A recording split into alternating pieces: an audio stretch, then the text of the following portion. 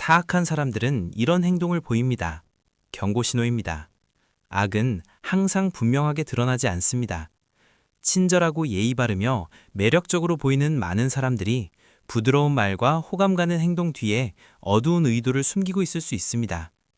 사악함은 종종 평범함으로 위장한 채 조용히 다가와 관찰하고 경계를 시험하며 아무 소리 없이 당신의 삶 속으로 스며듭니다. 가장 어려운 점은 이런 사람들이 생각보다 가까이에 있을 수 있다는 것입니다.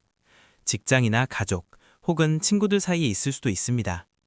아래는 겉으로는 좋은 사람처럼 행동하면서도 실제로는 악의적인 사람을 드러내는 가장 분명한 신호들입니다. 첫째, 그들은 당신의 선택에 영향을 미칩니다. 사악한 사람들은 직접적으로 명령하지 않습니다.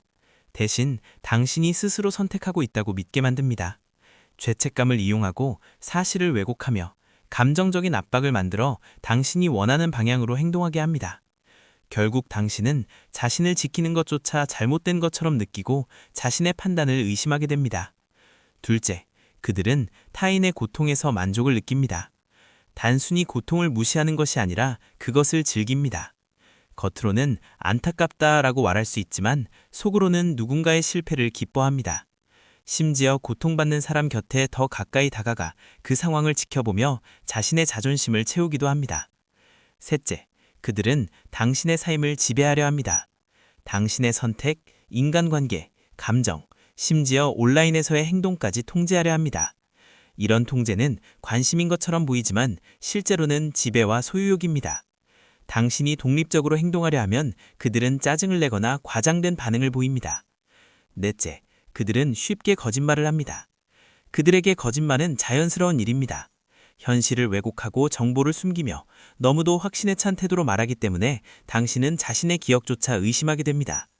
그리고 맞서면 곧바로 피해자인 척하며 책임을 회피합니다. 다섯째, 그들은 당신의 경계를 존중하지 않습니다. 당신이 요청한 것을 무시합니다. 이건 나를 힘들게 해 라고 말해도 같은 행동을 반복하고 거리를 두고 싶다고 해도 더 깊이 침범합니다. 이는 이해 부족이 아니라 존중의 결여입니다. 그리고 당신이 자신을 보호하려 하면 오히려 죄책감을 느끼게 만듭니다. 여섯째, 그들은 모든 것을 혼란으로 만듭니다. 작은 문제도 큰 사건으로 부풀리고 단순한 지연도 거절처럼 해석합니다. 혼란 속에서 가장 잘 조종할 수 있기 때문에 상황을 과장합니다. 그리고 자신이 만든 문제 속에서 피해자인 척하거나 해결자인 것처럼 행동합니다. 일곱째, 그들은 원한을 품고 복수를 계획합니다. 아무것도 잊지 않고 적절한 순간을 기다립니다. 그들의 복수는 은밀하게 이루어질 수 있으며 당신의 평판을 해치거나 길을 막는 방식일 수 있습니다. 그들에게 용서는 존재하지 않고 처벌만 존재합니다. 여덟째, 그들은 질투를 느끼지만 인정하지 않습니다. 당신의 성과를 칭찬하는 듯하지만 그 안에는 비꼬는 말이나 미묘한 비판이 섞여 있습니다. 진심으로 당신의 성공을 축하하지 않습니다. 스스로를 발전시키기보다 당신을 깎아내리며 우월함을 느끼려 합니다. 아홉째, 그들은 원하는 것을 얻기 위해서라면 무엇이든 합니다. 도덕적 한계가 없습니다. 거짓말, 조작, 배신, 파괴까지도 서슴지 않습니다. 그들에게 사람은 단지 이용 가능한 도구일 뿐입니다. 열째, 그들은 공감 능력이 없습니다. 타인의 고통을 중요하게 여기지 않습니다. 위로하지도 않고 연민도 없으며 관심도 없습니다. 이러한 감정적 냉담함은 주변 사람들에게 큰 상처를 줄 수 있습니다.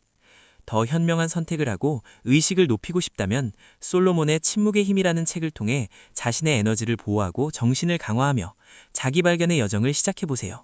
링크는 설명란에 있습니다. 11째, 그들은 책임을 회피합니다.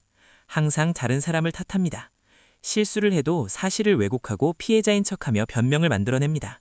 그들은 배우지 않고 단지 도망칩니다. 12째, 그들의 사과는 진심이 아닙니다.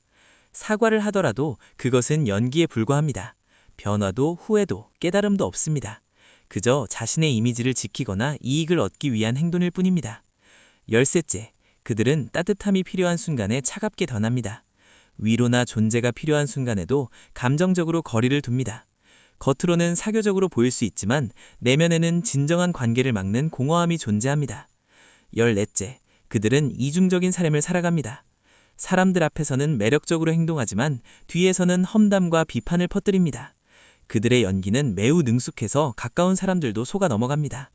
많은 관계가 거짓 위에 세워집니다. 15째, 그들은 원하는 것을 얻기 위해서라면 무엇이든 합니다. 16째, 그들은 좋은 사람인 척합니다. 자신을 이타적이고 친절한 사람이라고 말하지만 실제로는 이익이 있을 때만 행동합니다. 그들의 친절은 연출된 모습일 뿐입니다. 17째, 그들은 사회적 가면 뒤에 숨습니다. 종교나 사회적 명분, 감정적인 연설을 이용해 도덕적인 사람처럼 보이려 합니다.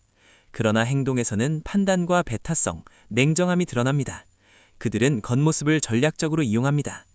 18째, 그들은 항상 피해자 역할을 합니다. 모든 문제를 다른 사람 탓으로 돌립니다.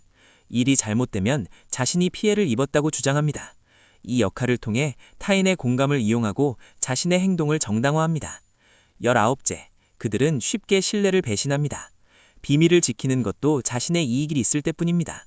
거리낌 없이 험담하고 배신하며 개인적인 정보를 드러냅니다. 그들에게 신뢰는 단지 하나의 도구일 뿐입니다. 20째, 그들은 생각보다 가까이에 있습니다. 낯선 사람이 아닐 수도 있습니다. 가정, 연애관계, 직장 안에 있을 수 있습니다. 이 사실을 받아들이는 것은 고통스럽지만 자신의 감정을 지키기 위해 반드시 필요합니다. 21째, 그들은 이상화된 자신을 만들어냅니다. 사악한 사람들은 자신을 특별하고 뛰어나 보이게 하기 위해 가짜 정체성을 만듭니다. 성과를 과장하고 이야기를 꾸며내며 사람들을 감탄시키려 합니다. 거짓이 클수록 스스로도 더 믿게 됩니다.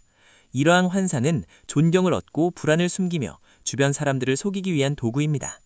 이러한 행동을 알아차리는 것은 모든 사람을 의심하라는 의미가 아니라 당신의 평화를 해치고 자존감을 무너뜨리는 영향으로부터 자신을 보호하는 방법을 배우는 것입니다.